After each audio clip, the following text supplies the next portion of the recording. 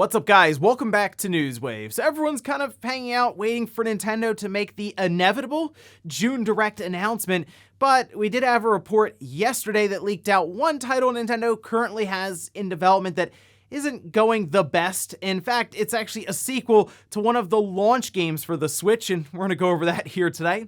Also, we are going to be talking about Kojima's next game, as a new report gives us some insight as to what he's working on, and we're also going to be talking about E3. While it's not happening this year, the ESA seems to be lining up plans for a big 2023 return. Guys, if you enjoy these videos, make sure you hit that like button, helps out a ton, and if you're new here to the Spawnwave channel, make sure you subscribe down below and ring that notification bell so you can keep up to date with all of the uploads here on the channel. And we're going to start today with iOS 16 and now having native Joy-Con support. That's right, we can see this tweet post up by Riles saying iOS 16 natively supports Nintendo Switch Pro controllers, can confirm they work perfectly with Delta, going on further to show that it also works fine with Joy-Cons. In fact, you can sync them up individually and iOS 16 will detect them as such. So you could technically use each Joy-Con like you would on the Switch, where you kind of turn it sideways and hand it off to another person. That's, I don't know, kind of a cool thing to see just pop up as a native thing for iOS 16. Apple's been not the greatest when it comes to supporting controllers like this, and seeing it work in different emulators and stuff is kind of cool. I guess the idea now would be to get like a custom Joy-Con grip for an iPhone, for example. I don't know. We'll see if that happens. I assume it will at this point, because the one thing you know about iPhones is they have accessories all over the place. Also, it does look like we have another showcase to look forward to next week, this one being from Capcom, and we can see this posted up over on their Capcom USA website. Capcom Showcase kicks off on June 13th, this 3 p.m. Pacific or 6 p.m. Eastern Time. They say the Capcom Showcase has got you covered on the latest news and updates for upcoming Capcom games. Going on to say we'll be diving deeper into details and news on previously announced titles. They'll be streaming this on Twitch and YouTube channels, with the show running about 35 minutes. And they basically told us what we're going to see. I mean, it's games that they've already announced, so no new stuff, no Mega Man, nothing like that. But Exoprimal has been announced, Pragmata's been announced, and they did also point out Monster Hunter Rise Sunbreak, the expansion, being showcased here. So I would go in with measured expectations. You could maybe see Resident Evil Village with the DLC. I mean, technically, RE4 Remake is announced. Maybe they could take a look at some gameplay. They could run through the opening of the game there. We'll see what Capcom has for us.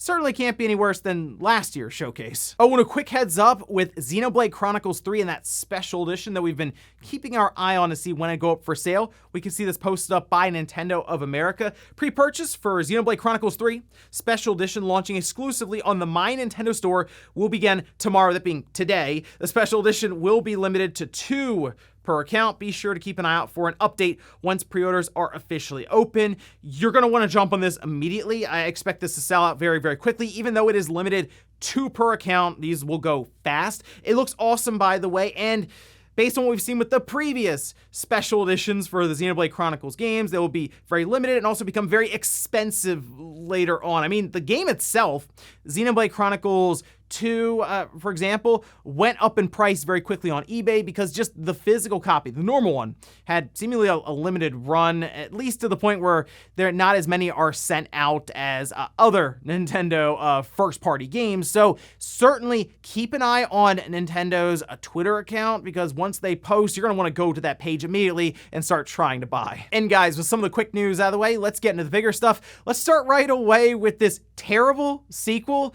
that Nintendo has been working on internally for one of the launch games on the Switch, that being 1-2 Switch. And I know we look back on the launch of the system and we don't necessarily think of that game. We think more of Breath of the Wild, because more copies of Breath of the Wild sold for the Switch than the Switch itself when it first launched. So everyone had their eyes on that game, certainly, and with good reason. Fantastic game. Most people look at it as one of the best games ever made. But 1-2 Switch still went on to be fairly successful for Nintendo. I mean, it sold 3.5 million copies. And for a game that I imagine did not cost a ton of money for them to make, probably netted them a pretty good return on investment. So much so that Nintendo appears to be playing around with the idea of having a sequel for this game. We can see this post up, this over on Fanbyte from Imran Khan saying the wild story behind Nintendo's unannounced 1-2 Switch sequel. The sequel to 1-2 Switch is hiding behind closed doors at Nintendo while the company figures out what to do with it. Now, I will tell you this. This game has been talked about for, I have to imagine, at least a year. I mean, it's been teased by different people on forums, and I think Nate's even mentioned it during a podcast at one point. And the idea here is Nintendo wants to make a sequel for 1-2 Switch without making 1-2 Switch seem irrelevant. In fact, the name that's been pitched and is kind of bouncing around internally is Everybody's 1-2 Switch. All right. See, the problem is, if you make a sequel to 1-2 Switch, you'll just have more mini games and keep with the same concept, which then people would stop buying 1-2 Switch, which I do question people who are buying that still because I believe it's full price at this time. And it made more sense when the Switch first came out and people were curious about things like the Joy-Con controller, right? You would want something to show off that functionality of it, similar to what we had with Astro's Playroom for the PlayStation 5 and that DualSense controller. So 1-2 Switch, that with the limited library that was available at launch, did pretty well there. But they were using Jackbox games as an inspiration. So you would use your phones in tandem with the Switch, and lobbies would be able to hold up to 100 people, which, yeah, that could get kind of off the wall. But I guess the idea being they're mini games, so you would attempt to complete it, and then they would compare it to the other 99 people who were playing. The only unfortunate thing here is it's tested horribly internally and also with focus groups and all this. Families found the game boring or tedious depending on the different tasks. And localization, so they would send it to like Nintendo of America as an example, and they have to start localizing the game that was sent over so it fits in with the region and everything.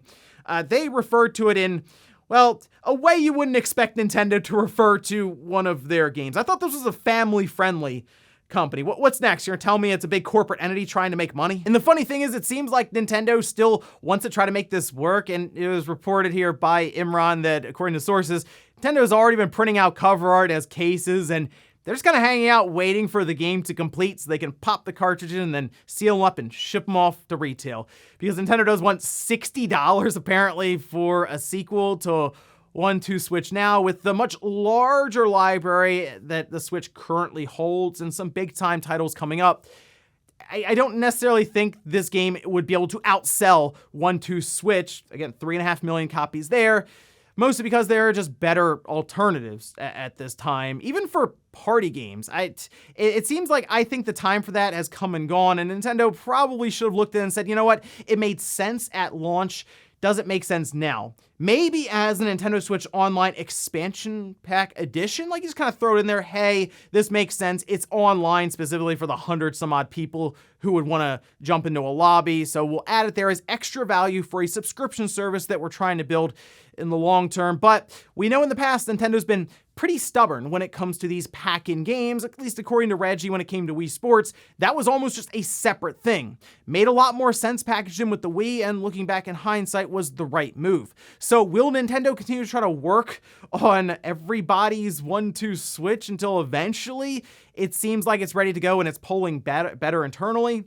I don't know, maybe, but at that point we might already be talking about what's next for Nintendo, and then, well, I guess they'll keep the Switch brand around, but hey, maybe it'll work as a launch game for the next Switch, as like a Switch 2 exclusive title. Next up, let's talk about that Sonic Central presentation that took place yesterday.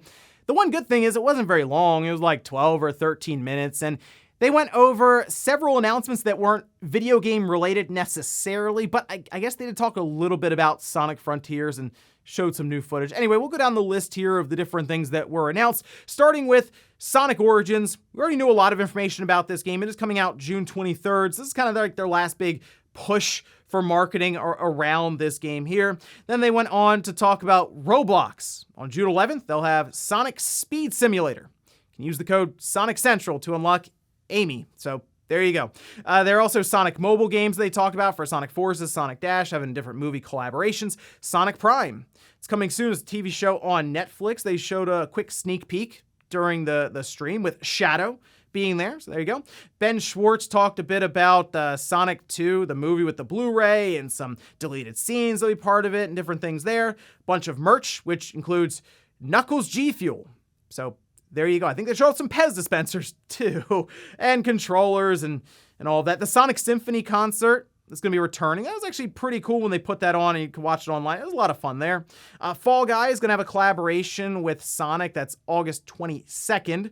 And they're going to have like, Knuckles and Sonic in there. So, all right, there you go. And then we had an animated short or a prologue special for the animated short for Sonic Frontiers, which kind of just showed off Knuckles sort of standing there. I guess it was like a couple of seconds. This short, though, is going to be available later this year ahead of Sonic Frontiers releasing, which I assume is just going to kind of put the story into motion. And then they showed off a bit of Sonic Frontiers, which this may have been the most interesting footage so far because it shows a boss that actually makes sense for Sonic and is creative. It showed a tail off of the boss that was flying around, and Sonic, being very fast, was following along as different obstacles were kind of coming at them on the tail. It eventually stopped and you kind of fight the boss, and I assume it'll move to the next section. So that actually looked interesting. It just lasted like 10 or 15 seconds. But on top of all of that, they did say, hey, go check out IGN first, as they had an entire preview that also went live for hands-on. And during this hands-on preview from IGN, they talked about several things that have not been shown off, and they still didn't show off in the video, which was very strange still, the way all of this marketing is working for Sonic Frontiers currently. Anyway, there's an entire experience system, which makes sense. When the enemies were being destroyed in some of that gameplay, we saw stuff come off of them that was being collected by Sonic, but you'll use that experience in a skill tree. And some of the large islands that were being explored here, with this initial one being the Unreal Engine 4 asset test store.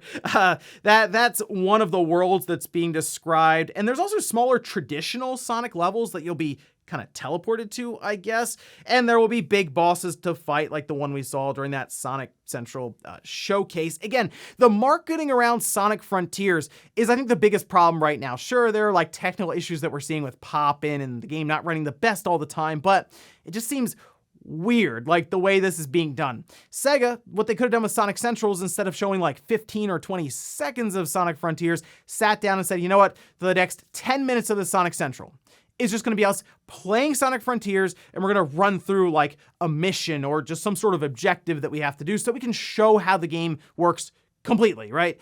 Instead, we're seeing this like piecemeal release of information that doesn't it's very weird. So hopefully by the time we get to Sonic Frontiers release, we'll have a better picture of it and it looks better than what we see now. The other part, though, is we still don't know when it's coming out. I kind of thought Sonic Central would have had the release date for it, and the fact that they don't have it yet does make me wonder if Sonic Frontiers really is going to make its 2022 release, but I guess we'll find out here in the coming months. Next up, let's talk about Hideo Kojima and his next project that he has coming up. And we've been speculating on where he would go with it. Will he just go into like film, or will he create another game? Will he create multiple games? As we heard that he's working with Microsoft to create some sort of cloud-based experience, and maybe he also works with Sony, and then somehow Konami found its way in this. There's been a lot of rumors around this. However, now we have at least a better idea as to the direction he's going. We can see this. This was posted up over on Try Hard Guides. This is from Tom Henderson, saying Hideo Kojima's next or new horror game is dubbed Overdose. Now, in this article, there are some details, but there's still a lot of information we're missing here. Now, the name Overdose could end up just being a code name, as it's dubbed Overdose, so their internal name that they're using for this title. In a trailer that's being described by Tom Henderson, you see a woman in a dress kind of going down like a hallway. This is apparently Mama from Death Stranding, or at least the actress who played Mama, that being Margaret Qualley. This trailer shows first person and third person mode, and we are looking seemingly at a horror game, or at least that's kind of what's being implied here with the overall atmosphere, as well as a big jump scare that's present in this. And it just seems like there is some sort of gameplay trailer that is currently making the rounds behind the scenes, maybe with media or press or whoever, and I assume there's some sort of NDA on it, and that's why they're not just showing it. Could even be watermarked for all we know, but it does appear that some of this information is getting out a bit early, maybe ahead of Summer Game Fest, and that's the biggest thing now. With this report out, like a day before that show, Jeff Keighley and Kojima having that relationship, There's a lot of people thinking, well, all right, I guess Hideo Kojima's next big project, his next big game, is going to be shown for the first time at Summer Games Fest, which means you're going to go in with those expectations. Doesn't necessarily mean that's the case, however. I mean, really, Kojima could show this off whenever he wants. So I'm hesitant to go into Summer Games Fest thinking I'm going to see this game or this trailer from Kojima or even have anything else explained to me beyond just this trailer. This might legitimately be it that, sure, could air at Summer Games Fest. However, even Jeff Keighley himself has said, hey, temper your expectations. There's going to be a lot of stuff around games we already know about, but I guess you could also leave the door open for a couple of reveals like this. I guess we'll find out more tomorrow, and I guess we'll also find out, is this the big cloud-based game that's been rumored for Microsoft, or is this something more independent for Kojima Studio, or is another deal he signed with Sony? So we'll have to find out about that. And in our last bit of news, let's talk about E3 2023. Obviously, there's no E3 this year, digital or physical, and that means that E3 has been canceled 2 out of the past 3 years, and last year it just seemed all over the place. It wasn't organized very well or anything there. But it does appear the ESA is ramping up for a big return next year for the trade show. We can see this posted up. This from Washington Post. The ESA president and CEO Stan Pierre Lewis saying, we're excited about coming back in 2023 with both a digital and an in-person event. As much as we love these digital events and as much as they reach people and we want that global reach, we also know that there's a really strong desire for people to convene and to be able to connect in person and see each other and talk about what makes games great. And I think that's the thing we're missing right now, is that big in-person trade show style event. That is what makes E3 worth having in the first place. I don't know if Jeff Keighley will get to a point where he's able to replace that element of E3. So I believe E3 just has to exist unless someone else is going to do it. And Summer Games Fest, I think, works fine as a digital event where we have one presentation and we have game announcements or updates on current games that are either coming out or already out getting updates. But unless, I'm trying to think if Jeff Keighley would actually try that, because he has kind of alluded to that at times, most recently as like yesterday when this information was coming out. Because having E3 where developers, publishers, indie studios can all come together, pitch ideas back and forth behind closed doors, no email or paper trail or anything like that, can lead to some very interesting breakthroughs and partnerships. And obviously the press and the media all coming together is interesting too, because you get those interviews that might be on the fly and some information gets out there. It's certainly something I feel like we're just missing right now. So I am actually hopeful that E3 will come back next year, at least for that in-person trade show. And before we go to the comment of the day, we're gonna take a look at the poll that I posted up yesterday, simply asking, do you think E3 can successfully return as a physical event next year? With 65% just saying no, 35% saying yes. I think they're at least going to try to do an in-person event. The question is now, having no in-person event the last 3 years, sure they had that digital event, but missing that, will people feel the need to go back to an in-person event? That's the biggest question, because they have that same pull because it's not necessarily expected anymore, right? Whereas before it's like, okay, I know I'm going to be going to LA for E3 every June, if you're part of the media or publisher, whoever. Now it's like, oh, do we need to go there? Are we meeting with anyone? Do we have anything to show? So it's really going to come down to them be able to organize it well, which has been a struggle for them the past couple of years, and have some sort of pull for these different developers and publishers to come out. And we'll finish up with the comment of the day, as you're seeing here. This is from PB saying, please no Amazon or Netflix series. Those aren't good. We want a Zelda film, not a measly streaming series. I'm pushed back a little bit on that because people really enjoyed the Witcher series. That got to the point where game sales spiked for The Witcher because of that series. Castlevania was pretty good, but just going beyond that, the quality of these streaming series for places like Amazon and Netflix are through the roof. The Boys is a very enjoyable series right now, and we also see Stranger Things with its most recent season. People are absolutely raving about that, and one of the reasons I like the idea of a series for one of these properties from Nintendo, like a Metroid or even a Zelda, is because they won't feel the need to be rushed and fit into an hour and a half to 2 hour window. For something as lore heavy as The Legend of Zelda, it'd be kind of cool to see them explore different characters and areas over the course of 8 to 10 40-minute episodes rather than try to fit everything in like an hour and a half. At least that's just kind of my preference. At least currently, it's kind of nice to have this stuff just go right to these streaming services and you can kind of watch them at home. And ladies and gentlemen, that's going to do it here for Newswave. If you enjoyed this video, guys, hit that like button. If not, hit the dislike. Leave comments down below. But everything we talked about here today was the sequel to 1-2 Switch, that being everybody's 1-2 Switch. Do you think we actually need that game to come out? And then also, what about Kojima's next game, that being dubbed Overdose? And then E3 next year. Do you think this trade show can make its return? Thanks, guys, for watching, and I'll see you next time.